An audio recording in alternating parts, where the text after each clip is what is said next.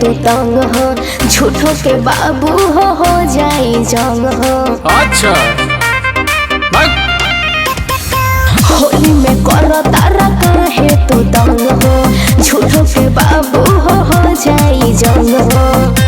सुनो हाई दोनों गलिया के माला वाला ये गोरी, हाई दोनों गलिया के माला वाला ये गोरी, आवा पंडित जी से रंग डाला वाला ये गोरी। आवा पंडित जी से रंग डाला वाला ये गोरी। भगला कि ना पंडित जी से रंग डाला वाला ये गोरी।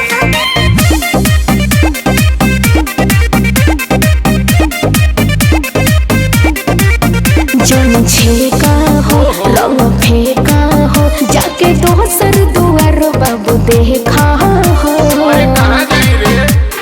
हर तो हर गाल ना गली कतही पाइबू नया संबरांड कलर डाला वाला हो जाइबू ये जान अमर।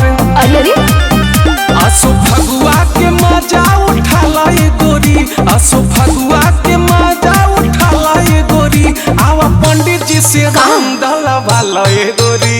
अच्छा आवा पंडित जी से रंग डाला वाला ये गोरी। पंडित जी से रंग सारा होली है वाला ये गोरी, सारा होली है, होली है, होली है। हाय होली में पगला गई बड़ा का बोलो।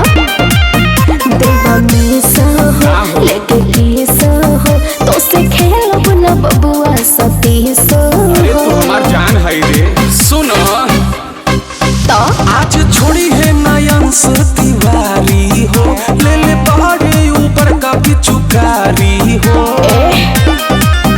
करंदी के से थोड़ा वाला वाला ये गोरी, करंदी के से थोड़ा वाला वाला ये गोरी, आवा पंडित जी से रंग डाला वाला ये गोरी।